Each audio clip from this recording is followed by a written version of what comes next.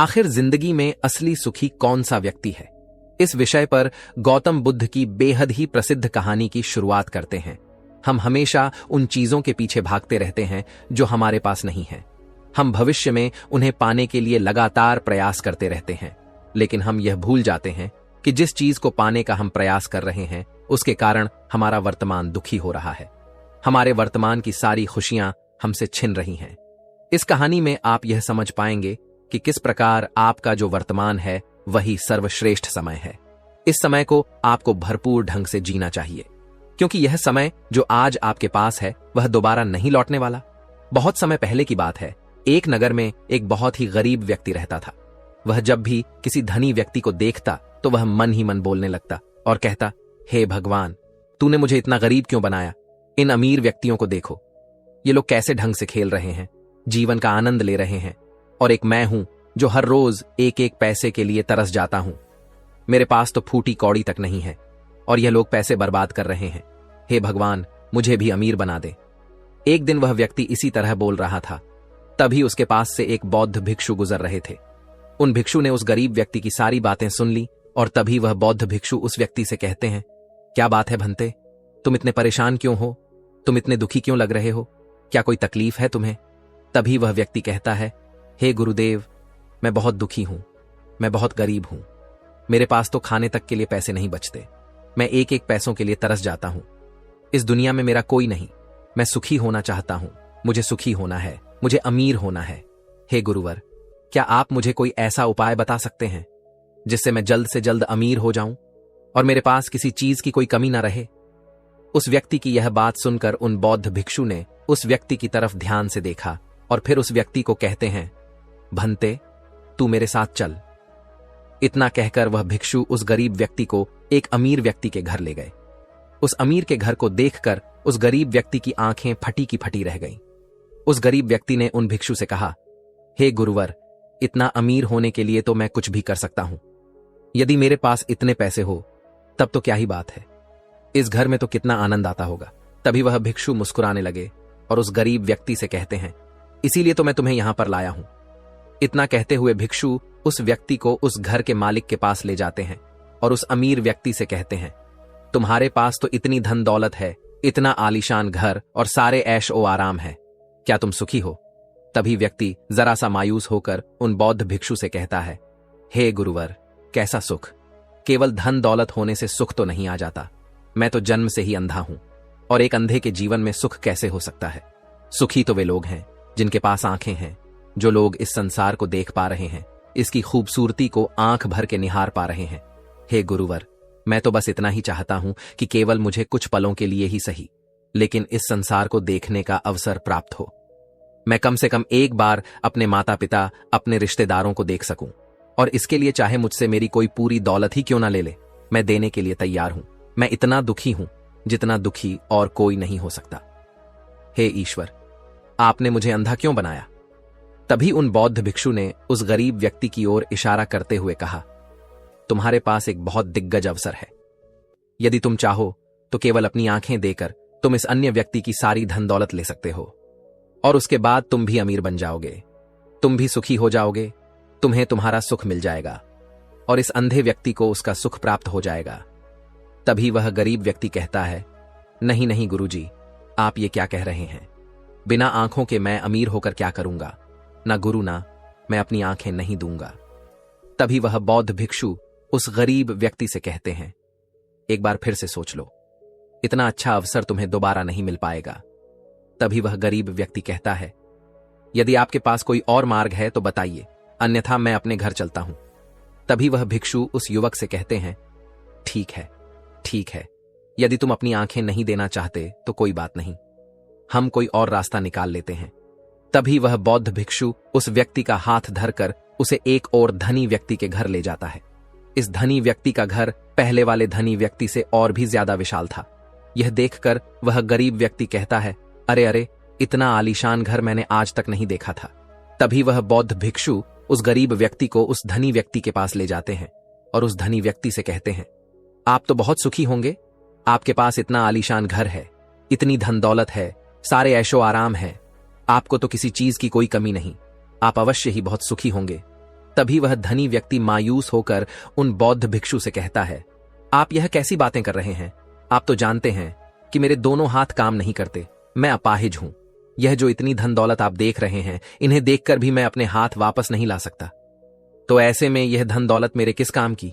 इससे तो अच्छा होता कि ईश्वर ने भला ही मुझे गरीब बनाया होता, लेकिन कम से कम मेरे दोनों हाथ मुझे सही दे देता। ना जाने भगवान ने मुझे क्यों अपाहिज बना दिया। जितना दुखी मैं हूं, उतना दुखी और कोई नहीं होगा। तभी एक बार फिर उन बौद्ध भिक्षु ने उस गरीब व्यक्ति की ओर इशारा करते हुए कहा, भंते, तुम्हारे पास एक और मौका है। यदि तुम चाहो तो अपने दोनों हाथ देकर इस अमीर व्यक्ति की सारी धन दौलत ले सकते हो। क्या कहते हो? क्या तुम तैयार हो? और अब की बार तो तुम्हें आंखें भी नहीं देनी होगी, तुम्हारी आंखें तुम्हारे साथ ही रहेंगी। तभी वह गरीब व्यक्ति उन बौद्ध भिक्षु से कहता है, अरे महाराज, आप ये क्या कह रहे हैं? एक अपाहिज होकर मैं इस धन दौलत का क्या करूंगा? क्या आपके पास कोई ऐसा अमीर व्यक्ति नहीं है जिसका पूरा शरीर भी स्वस्थ हो और उसके पास बेशुमार धन दौलत भी हो? तभी वह बौद्ध भिक्षु उस व्यक्ति का हाथ धर करके उसे तीसरे अमीर व्यक्ति के पास ले जाते हैं। उस अमीर व्यक्ति के पास उसका अपना महल था। यह देखकर वह गरीब व्यक्ति उन बौद्ध भिक्षु से कहता है, हे गुरुवर, यह तो अवश्य ही बहुत सुखी होगा। इसके पास तो इतना आलीशान महल है, इसके पास तो इतनी सारी धन दौलत है, यह अवश्य ही बहुत खुश रहते होंगे। इनका जीवन तो आनंद में होगा। तभी वह बौद्ध भिक्षु उस गरीब व्यक्ति को उस धनी व्यक्ति के पास ले जाते हैं और फिर उस धनी व्यक्ति से कहते हैं, आप तो अवश्य ही खुश रहते होंगे, क्योंकि आपके पास इतना आलीशान महल है, इतनी सारी धन दौलत है, आपके पास तो सारी सुख सुविधाएं भी हैं, आपका जीवन तो आनंद में बीतता होगा। इसके जवाब में वह अमीर व्यक्ति कहता है, हे गुरुवर, कैसा आनंद! मुझ जैसा दुखी इस दुनिया में और कोई नहीं होगा। मैं आज बहुत दर्द में हूं। मेरी पत्नी ने मुझे धोखा दे दिया है। वह किसी और से प्रेम करती है जो मुझसे भी अमीर है। आज मुझे समझ आया कि यह धन दौलत कभी किसी को सुख दुख नहीं दे सकती, और जब मन में दुख हो तो यह धन दौलत किस काम की? मुझसे सुखी तो वह गरीब इंसान होगा जिसकी पत्नी कम से कम उसके साथ तो है, वो उसके साथ वफादार तो है। आज मैंने तय कर लिया है कि मैं अपनी पत्नी और उसके प्रेमी की हत्या कर दूंगा।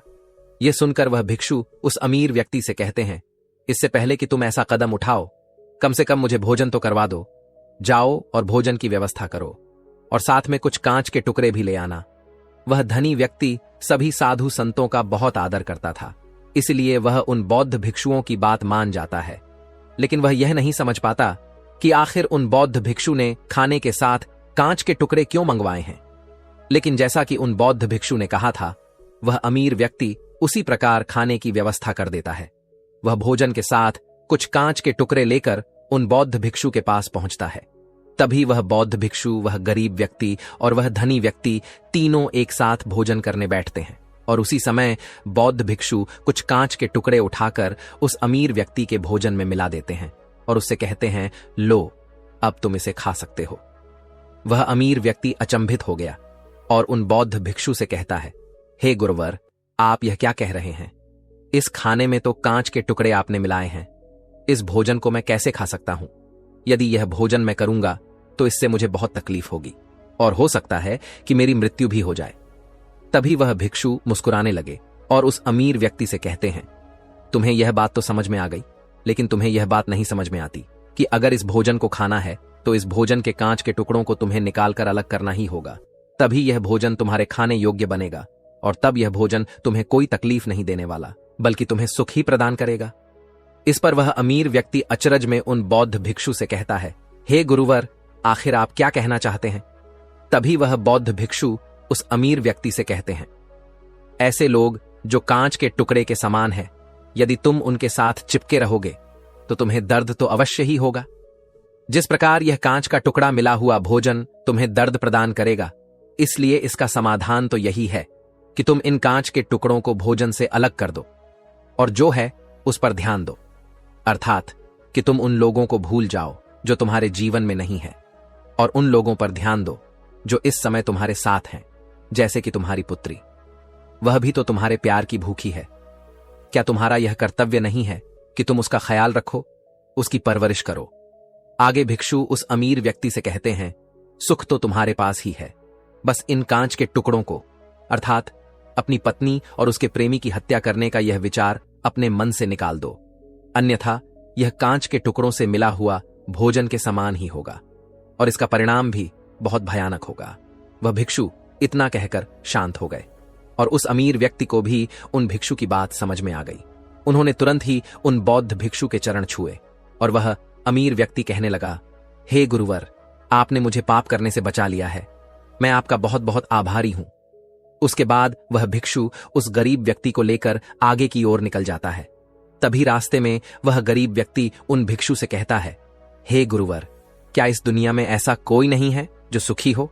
तभी वह भिक्षु उस गरीब व्यक्ति से कहते हैं, भंते, आखिर तुम सुखी क्यों नहीं हो?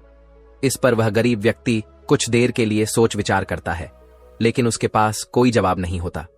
तभी वह भिक्षु उस गरीब व्यक्ति से कहते हैं, क्योंकि तुम्हें वह चाहिए जो तुम्हारे पास नहीं है।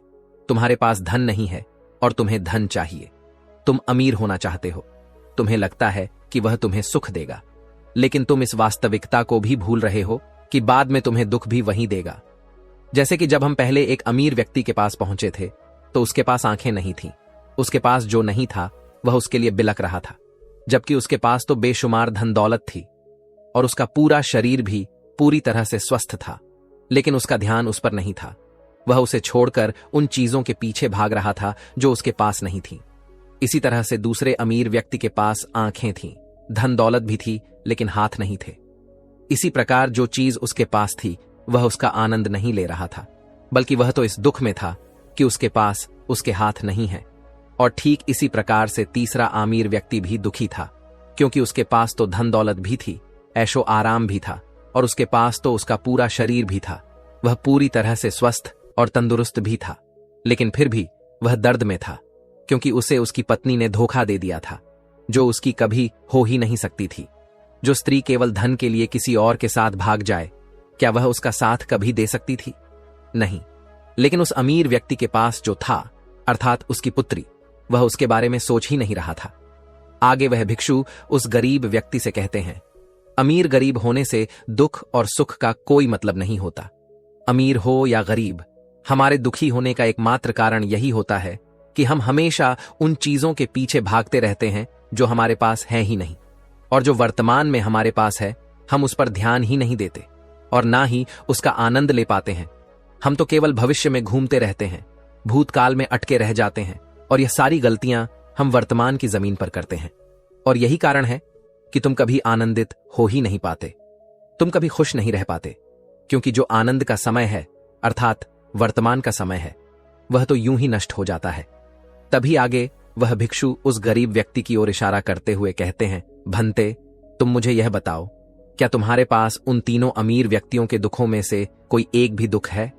तभी वह गरीब व्यक्ति सोच विचार कर उन भिक्षु से कहता है, नहीं, मेरे पास उन अमीर व्यक्तियों के दुख में से कोई भी दुख नहीं है। इस पर भिक्षु उस गरीब व्यक्ति से कहते हैं, तो फिर तुम दुखी क्यों हो? इसका जवाब देते हुए वह गरीब व्यक्ति उन भिक्षु से कहता है, हे गुरु, भले ही मैं उनके मुकाबले सुखी हूं, पर क्या धन कमाना या धन प्राप्त करने की इच्छा नहीं होनी चाहिए? क्या मुझे अपने वर्तमान को इसी तरह से स्वीकार कर लेना चाहिए? क्या मुझे हमेशा इसी तरह से गरीब रहना चाहिए? तभी भिक्षु दिल से मुस्कुराते हुए उस गरीब व्यक्ति से कहते हैं, वर्तमान में वर्तमान क्षण का आनंद लो। वर्तमान में ही ऐसे कर्म करो जिससे तुम्हारा भविष्य सुधर सके, लेकिन ऐसी चीजों के पीछे व्यर्थ समय न गवाओ जो तुम्हारे पास आज नहीं है। जो तुम्हारे पास आज है उसका आनंद लो, और जो तुम पाना चाहते हो उसके लिए केवल कर्म करो, और उस कर्म का फल तुम्हें भविष्य में मिलेगा। यानी इसकी चिंता में भी मत रहना, क्योंकि यदि तुम इसकी चिंता में रहोगे तो कभी सुखी नहीं रह पाओगे, भले ही हालात कितने भी बुरे क्यों ना हो। केवल अपने आज पर ध्यान दो और अपने कर्म मन लगाकर करो। इतना कहकर वह भिक्षु शांत हो गए, और गरीब व्यक्ति को भी उन बौद्ध भिक्षु की बात अच्छी तरह से समझ में आ चुकी थी। वह यह समझ चुका था कि अब से उसे अपने वर्तमान पर ध्यान देना है, उसे अपने वर्तमान को सुधारना है। उसके बाद उस गरीब व्यक्ति ने उन बौद्ध भिक्षु को प्रणाम किया और वापस अपने घर लौट गया। अब से वह गरीब व्यक्ति यह सोचकर हमेशा खुश रहने लगा कि कम से कम वह उन तीन अमीर व्यक्तियों से अधिक खुश है। उसके पास अधिक खुशियों की वजह है। हाँ, यह बात और है कि उसके पास धन नहीं है, लेकिन उसके पास ऐसी चीजें हैं जो धन से कहीं ज्यादा कीमती हैं, और वह है उसका पूरा शरीर जो पूरी तरह से स्वस्थ है। दोस्तों, मैं उम्मीद करता हूं कि यह कहानी सुनने से आपके जीवन में अच्छे बदलाव आए होंगे। आपको इस वीडियो से क्या सीखने मिला, यह कमेंट करके जरूर बताइए और अपने परिवार, दोस्तों या आपके करीबी इंसान के साथ यह कहानी शेयर करके उन्हें भी इस ज्ञान से परिचित करवाए।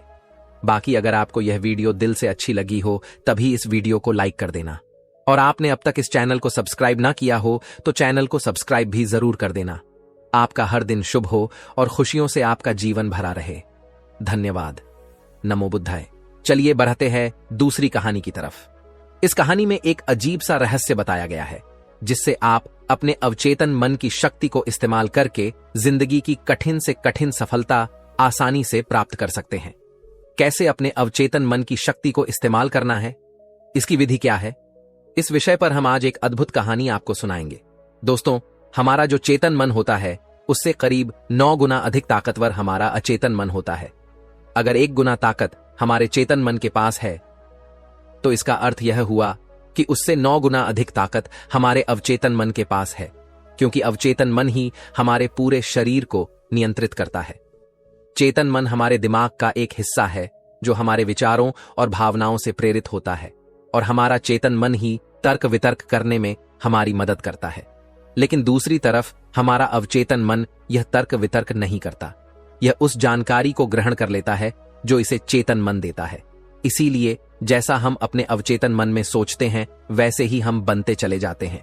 क्या आपने कभी इन बातों पर विचार किया है कि कोई व्यक्ति दुखी क्यों है और वहीं पर दूसरा व्यक्ति इतना सुखी क्यों है?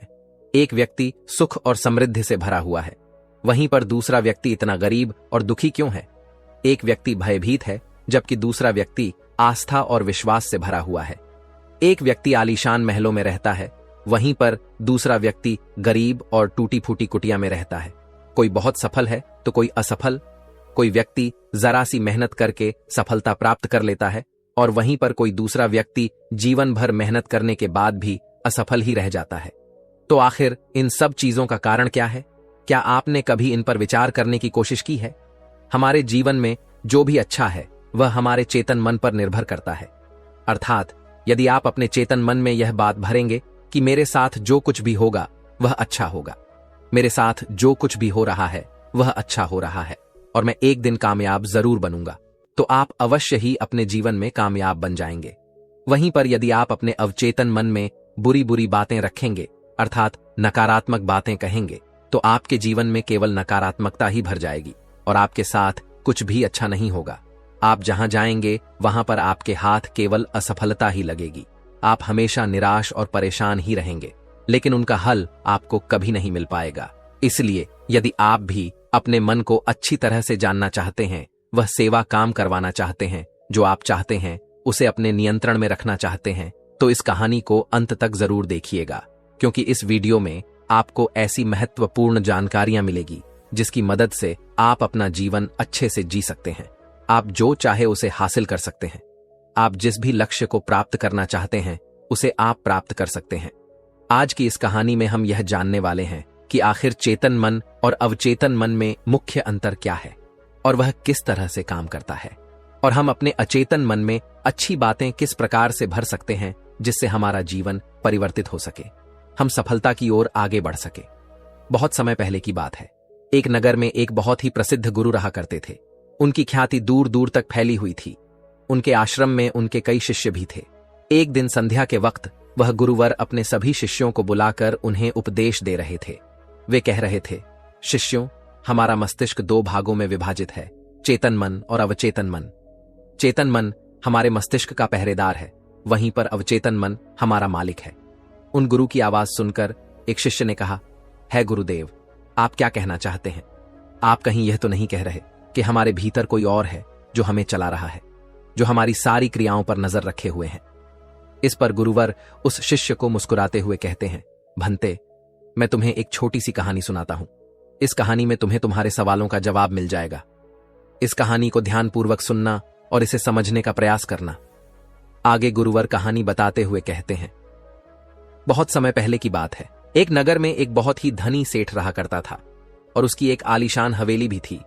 उसकी हवेली के द्वार पर हमेशा एक पहरेदार तैनात रहता था और हवेली में जब भी कोई उपद्रव होता, कोई शोर शराबा होता, तो उसकी आवाज चारों ओर गूंजने लगती और उस आवाज को सुनकर आसपास के लोग भी उस महल के पास आते और उस पहरेदार को खूब समझाने की कोशिश करते और कहते, देखो, तुम्हारी हवेली से बहुत सारी आवाजें आती हैं जिससे हमारे घर की शांति भंग हो जाती है।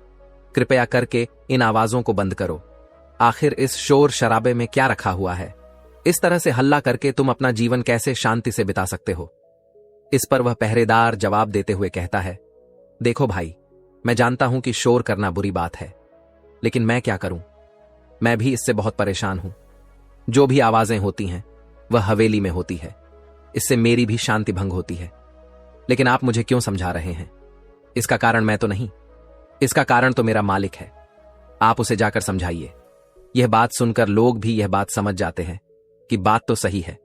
आखिर इसमें इस पहरेदार की क्या गलती है? यह तो केवल अपना काम कर रहा है। गलती तो मालिक ही है। वह उपद्रव करता है, वह शोर शराबे करता है, और जब भी उसे यह सब करने का मन होता है तो वह हवेली के बाहर आता है और उपद्रव करके वह वापस हवेली में जाकर बैठ जाता है।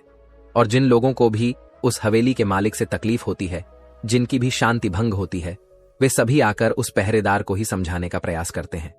वह उसे खूब सुनाते हैं, लेकिन क्या इससे यह समस्या सुलझेगी? इस प्रश्न के साथ गुरुवर अपने शिष्य से कहते हैं, तुम ही बताओ, इसका क्या समाधान है? इस पर वे शिष्य गुरु के इस प्रश्न का जवाब देते हुए कहता है गुरुवर, जिन्हें भी उन हवेली के मालिक से तकलीफ है जो शोर शराबे करता है और लोगों की शांति भंग कर देता है, उन सभी को उनसे बात करनी चाहिए, तभी तो इसका समाधान निकलेगा। भला पहरेदार की इसमें क्या गलती है? वह तो केवल अपना काम कर रहा है, और वह उससे ज्यादा कर भी क्या सकता है? उसके हाथों में तो और कुछ भी नहीं है। इस पर वह गुरुवर मुस्कुराते हुए अपने उस शिष्य से कहते हैं, भंते, ठीक इसी तरह से हमारा मन भी होता है। हमारा चेतन मन मनुष्य का पहरेदार होता है, और पहरेदार को यह अच्छी तरह से पता है कि क्रोध करना बुरी बात है, बुरे शब्दों का इस्तेमाल करना बुरी बात है, अश्लील ख्यालों में खोए रहना बुरी बात है। अर्थात हमारे चेतन मन को यह बात बहुत अच्छी तरह से पता है कि गुस्सा करना, आलस करना, काम वासना जैसे विचार गलत है। यह सभी विकार हमारे भीतर नकारात्मक विचार उत्पन्न करते हैं, जिससे हमारा विनाश होता है। लेकिन वह कर भी क्या सकता है? वह चीज उसके हाथों में है ही नहीं, क्योंकि वह चीज वह कर ही नहीं रहा। यह तो वह अंदर बैठा मालिक कर रहा है, अर्थात हमारा अवचेतन मन, जो हमसे कोई भी कार्य बहुत ही आसानी से करवा लेता है।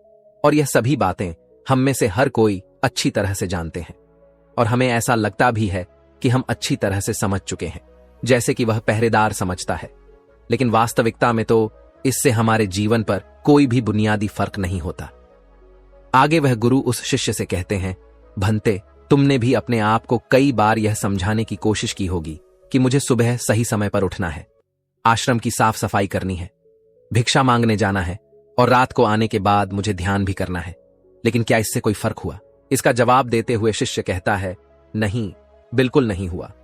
मैंने कई बार अपने आप को समझाया है कि मुझे इस समय पर यह काम करना है, मुझे अपना समय व्यर्थ नहीं करना, मुझे अपने समय का इस्तेमाल करना है और मुझे आगे बढ़ना है। लेकिन मैं चाहकर भी उन सभी कार्यों को समय पर नहीं कर पाता। इस पर वह गुरुवर अपने उस शिष्य से कहते हैं, भंते, जब भी हम अपने आप को कुछ समझाने का प्रयास करते हैं तो हमें ऐसा लगता है कि अब हम समझ चुके हैं और अब हमसे कोई गलती नहीं होने वाली, और हम सोचते हैं ज़रेनिया कि अब हमारा जीवन बदल जाएगा, हम जो भी करेंगे अब वह सही होगा, अब तो हम जीवन में सफलता प्राप्त कर ही लेंगे। लेकिन दूसरे ही पल हम यह पाते हैं कि हमारे जीवन में कोई बुनियादी बदलाव आया ही नहीं है, और ऐसा केवल हमारी नासमझी के कारण होता है। हम अपनी नासमझी के कारण अवचेतन मन की जगह पर अपने चेतन मन को समझाने का प्रयास करते हैं, अर्थात मालिक को त्याग कर हम पहरेदार से बात करते रहते हैं और उसे समझाने की कोशिश करते हैं। लेकिन तुम यह भूल जाते हो कि आखिर वह पहरेदार कर भी क्या सकता है? वह सब उसके हाथों में है ही नहीं है। हमें तो अपने अवचेतन मन को समझाने की आवश्यकता है। हमारी बुद्धि, अर्थात वह पहरेदार जो यह समझ जाता है कि क्या सही है और क्या गलत, उसे कब क्या करना है, क्या नहीं करना। लेकिन यह सारी बातें केवल हमारे पहरेदार, अर्थात हमारे चेतन मन के सीमित रह जाती हैं। यह सारी बातें हवेली के उस मालिक, अर्थात हमारे अवचेतन मन तक तो पहुंच ही नहीं पाती, और यही कारण है कि हमारे जीवन में कभी कोई बुनियादी बदलाव हो ही नहीं पाता।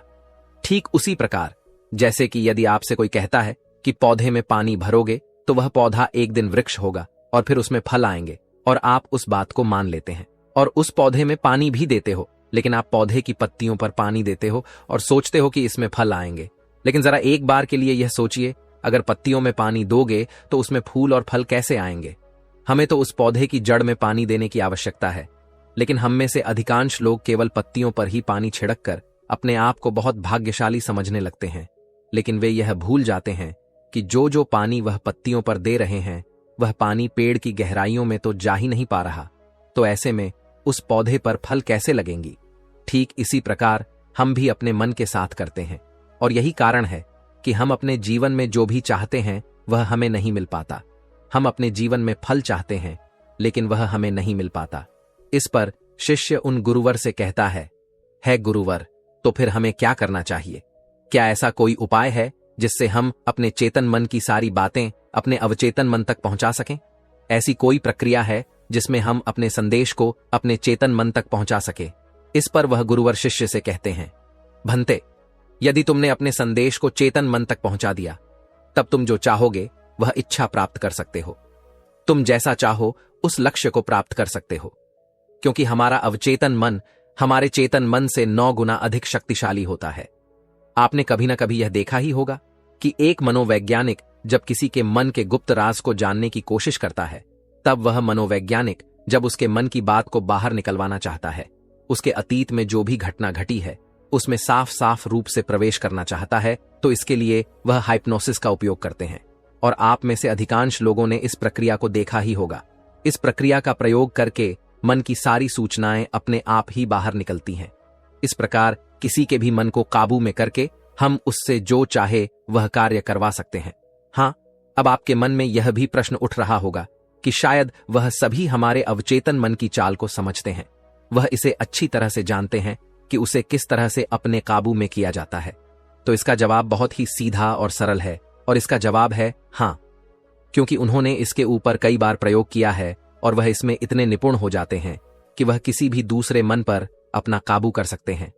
और अगर आप भी अपने अवचेतन मन की बात को समझते हैं, अपने मन की चाल को समझते हैं, तो आप भी अपने ही नहीं बल्कि किसी दूसरे के मन को भी वश में कर सकते हैं। आगे गुरुवर अपने उस शिष्य से कहते हैं, भंते, अपने अचेतन मन तक संदेश पहुंचाने के लिए आपको अपने चेतन मन को शांत करना होगा, उसे सुलाना होगा। और ऐसा इसीलिए क्योंकि हमारा चेतन मन तर्क वितर्क करने में माहिर है। वह एक पहरेदार है, वह हमारी रक्षा के लिए हमेशा तैनात रहता है। इसीलिए जब भी तुम अपना कोई संदेश उस चेतन मन तक पहुंचाने की कोशिश करोगे जरेनिया, तो वह तुमसे तर्क वितर्क जरूर करेगा और हमें अपनी बात अपने मालिक तक पहुंचाने की इजाजत तक नहीं देगा। जब तक कि हम अपनी बात अपने चेतन मन को अच्छी तरह से समझा नहीं देते या उसे शांत नहीं कर देते, तब तक वह हमें उस हवेली में घुसने नहीं देगा। क्योंकि हमारी सामान्य बुद्धि अर्थात हमारा चेतन मन तर्क वितर्क करने में माहिर होता है, और यही कारण है कि हम में से अधिकांश लोग अपने अचेतन मन तक एक साफ और स्पष्ट संदेश पहुंचा ही नहीं पाते। और इसी कारण हम अपने अचेतन मन को भी अच्छी तरह से समझ नहीं पाते। और हमारा अचेतन मन तर्क वितर्क नहीं करता, उसे तो केवल साफ और स्पष्ट संदेश चाहिए जिस पर वह कार्य कर सके। और उस तक हम साफ और स्पष्ट संदेश तभी पहुंचा सकते हैं जब हमारा मन पूरी तरह से शांत रहेगा, जब हमारे मन में और कोई विचार नहीं होंगे। और यही कारण है कि जब एक मनोवैज्ञानिक किसी के मन पर प्रयोग करता है, उसके मन को काबू करने की कोशिश करता है, उससे मनचाही बात निकलवाने की कोशिश करता है, तो सबसे पहले वह उसके चेतन मन को ही सुलाते हैं। आपने कहीं ना कहीं यह तो देखा ही होगा कि उनके सामने एक पेंडुलम जैसी चीज उनकी आंखों के सामने रख दी जाती है और उसे घुमाया जाता है, जिसे लगातार देखने के बाद वह व्यक्ति पूरी तरह से निद्रा में चला जाता है और इस कारण उसका चेतन मन पूरी तरह से शांत हो जाता है। और जब उसका पहरेदार पूरी तरह से सो जाता है और उसके पास तर्क वितर्क करने के लिए कोई नहीं बचता, तब वह वैज्ञानिक आसानी से उस हवेली में जाता है और उस मालिक से जी भर के बातें करता है। जो बातें वह चाहता है वह बातें वह उससे निकलवा देता है। टिब के एक महान दार्शनिक ने कहा था कि अगर बात समझ में आ जाए तो आपका जीवन परिवर्तित हो जाता है। लेकिन उन्होंने वह बात उस समय के लोगों के लिए कही थी, क्योंकि उस समय टिब और बाकी दुनिया के लोग बहुत सरल हुआ करते थे। उनका मन बहुत साफ हुआ करता था और उनको जो भी बातें बताई जाती थीं, वह उन बातों को बहुत शांतिपूर्वक सुनते और समझते थे। उस समय कोई भी तर्क वितर्क नहीं करता था और जब कोई व्यक्ति तर्क वितर्क करने में माहिर होता था तो वह उसे तर्क वितर्क करने देते और शांति से केवल उसकी बातें सुनते। जब तक कि व्यक्ति तर्क वितर्क करके थक ना जाए तो वह गुरु के पास वापस आता है और उनसे कहता है गुरुवर, मैं अब तर्क वितर्क करके थक चुका हूं, लेकिन उससे मुझे कुछ भी हासिल नहीं हुआ। कृपया करके अपना कोई मार्ग बताइए। आप मुझे अपने तरीके से समझाएं। अब मैं उसमें कोई भी अवरोध उत्पन्न नहीं करूंगा। ठीक इसी प्रकार से हमारी बुद्धि भी काम करती है। जब हमारा मस्तिष्क तर्क वितर्क करके थक जाता है तब उसे इस बात का एहसास होता है कि तर्क वितर्क करके उसे कुछ भी हासिल नहीं होने वाला और उस समय तक उसे कुछ भी समझ में नहीं आएगा। अगर आपको यह वीडियो दिल से अच्छी लगी हो तभी इस वीडियो को लाइक कर देना और आपने अब तक इस चैनल को सब्सक्राइब ना किया हो तो चैनल को सब्सक्राइब भी जरूर कर देना। आपका हर दिन शुभ हो और खुशियों से आपका जीवन भरा रहे। धन्यवाद। नमो बुद्धाय।